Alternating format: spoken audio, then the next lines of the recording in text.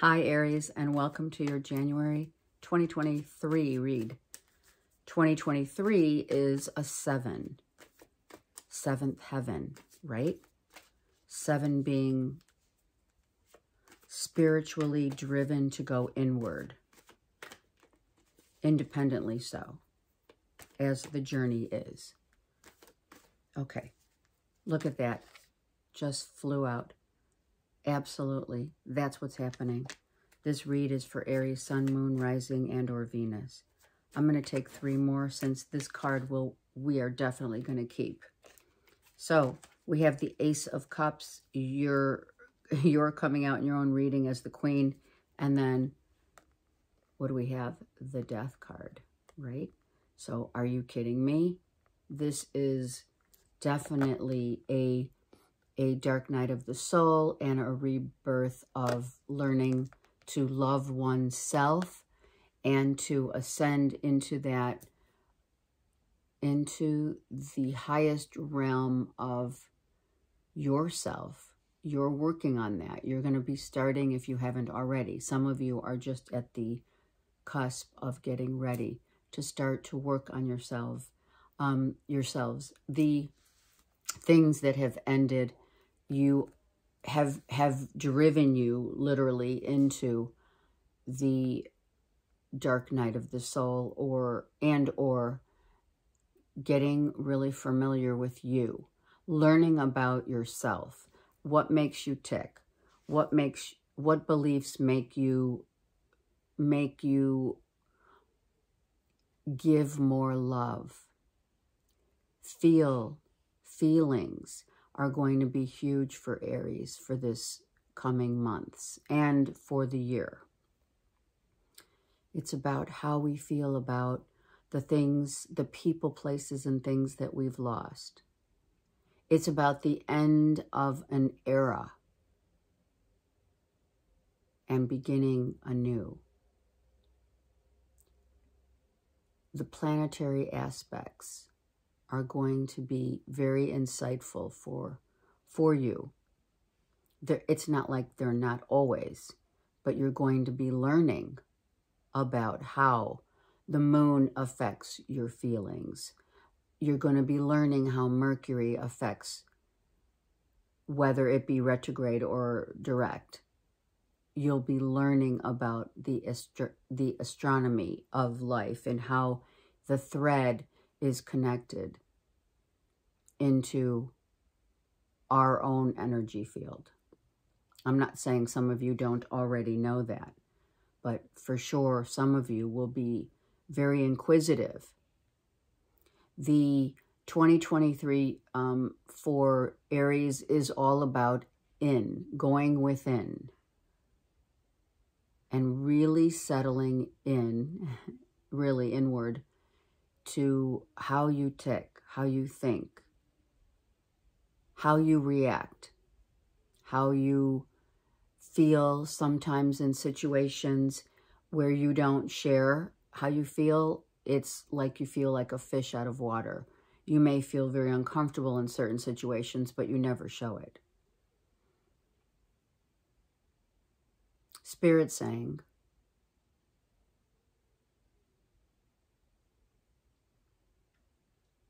you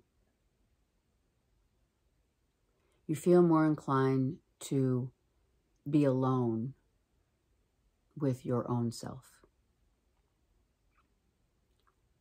This may constitute a year of being alone and going inward for Aries. What's wrong with that? A new love could be coming in. If someone is a new love coming in, it could very well be a Scorp or another water sign, Cancer and or Scorpio or Pisces. If new love is coming in, you are going to take it slow. You're going to ask a lot of questions before you dive deeper into your heart. Spirit's going to send you someone if you're not with anyone. Spirit's going to send you someone. Now, whether that be a Two of Cups moment or person, I feel that this person is going to help you to rejuvenate your heart again. And what better than a water sign to do that with? Seriously. Right? Okay. Let's go to this, I would always use my go-to as the Gilded Tarot Royale, right? Let's go to the Light Seers deck and get more insight for Aries for January.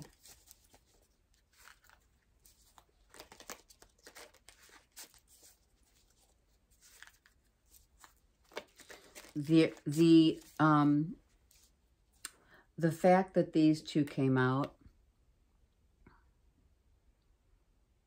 shows the yin and yang of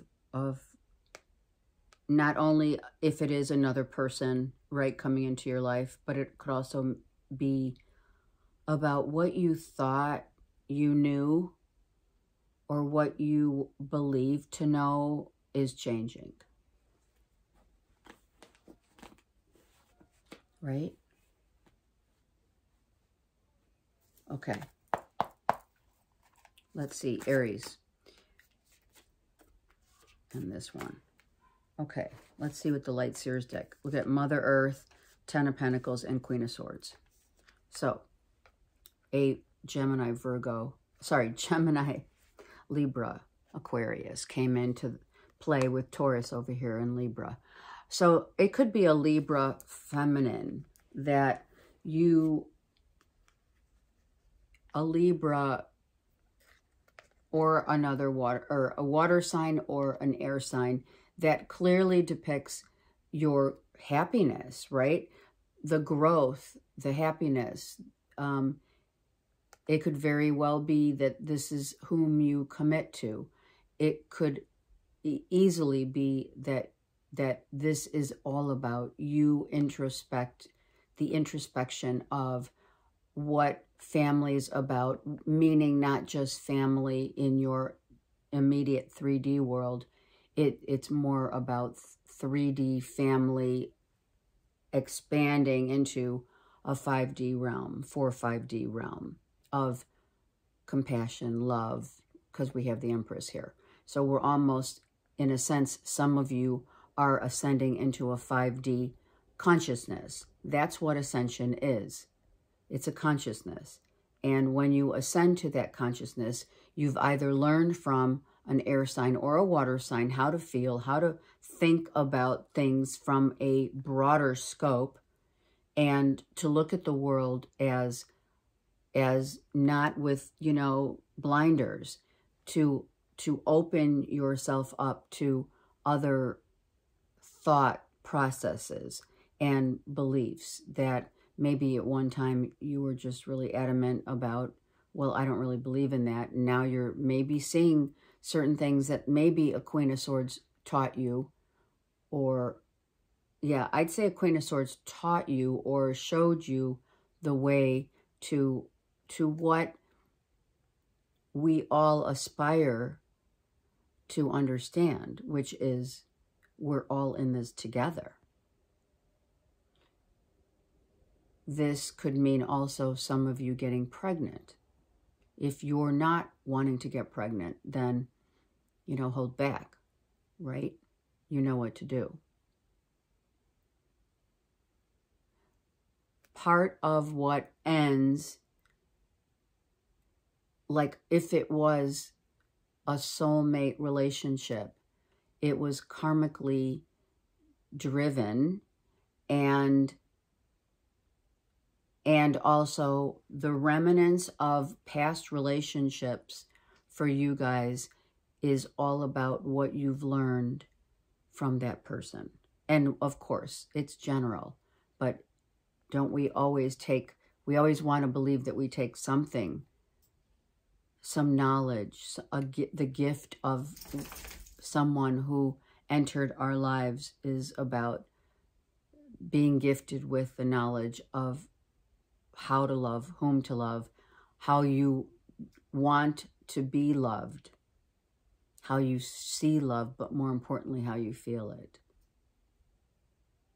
And that you're not going to take this road, this new path inward without feeling the love for yourself, more importantly. Okay? The moon phases is really showing up here. And you can see in this depiction, in the Light Seers, that's why I love this deck. Look at this. This is the 369, right, of all things coming together as they should, as Spirit places everything in order as it will be, as it is. And when everything comes together as such from Spirit, when we allow Spirit to take us on this journey, we recognize how much, in hindsight, we recognize how we have been spiritually driven to leave things, let things go that were once something that we wanted or we thought we wanted, and to go for what it is that we do want. Knowing that once you allow the dots to connect, right, 369, everything turns, adds up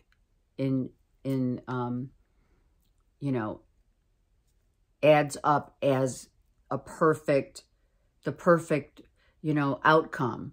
It always works out. That's what I mean. Okay. Let's look at the karma cards and see what is coming in for Aries, Sun, Moon, Rising, and or Venus. I love these karma cards because they not only speak of the planets, but the aspects of all the planets, right? How they are and what house they are and how they show up in the reading as the reading. So, as you can see, there's a lot of green here and yellows, okay? So the first thing that I can say is that whatever that this death card meant of the old self has left, a new era begins, and that's where you're walking through, let's say, it's like walking through one doorway, leaving one doorway and entering another. And that's what you're doing, right? In order to find yourself. You are patiently allowing Spirit to show you what it is that you really want and what you need in life, right? It's not so much, we're connected to Spirit, right? As one. So when you're looking at, okay, well, I don't want to control the terrain. That's correct. But I do need to seek something for myself that I feel that will really help me in a big way to understand the insightfulness of another and or more importantly myself. You're looking in for the wisdom, insight, right? Wisdom. Resulting from the understanding of how we are all connected. The understanding of learning to be more graceful, more insight, more going within, pulling all your energy inside, and not necessarily needing, as an Aries is so dynamic on the external. That reflects your internal. But now you're going to take that and it's going to go, you're going to flip the switch to more graceful compassion, insightful wisdom of self. And learning, if you don't already, how the circle of life, implements love on every level. Love of self, love of others, love of one with another. Okay? So as we understand that we came from the all that is, some of you will be learning the philosophies and the laws of the universe. Some of you will be instrumental in learning it in a big way about your beliefs, about what you value, about how your resources connect with how you believe. So that's instrumental. You're going to realize that what it is that you want to do, what your career, what you're driven as a career spiritually, knowing that somewhere along, you know, your career, it is threaded with the values that you believe in, right? And if it's not, then you're out.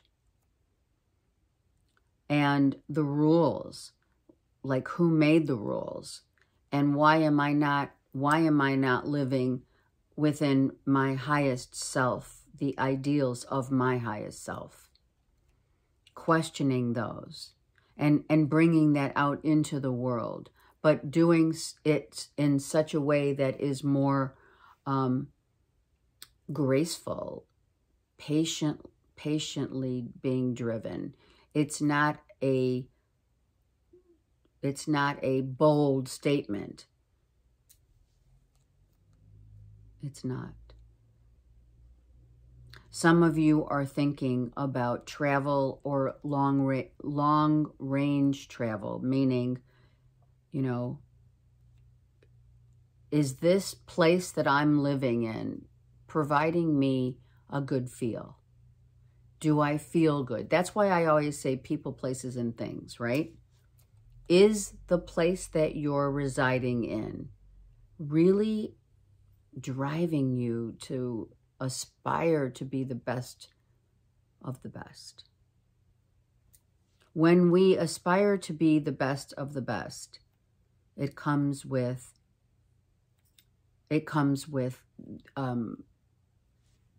automatic resource.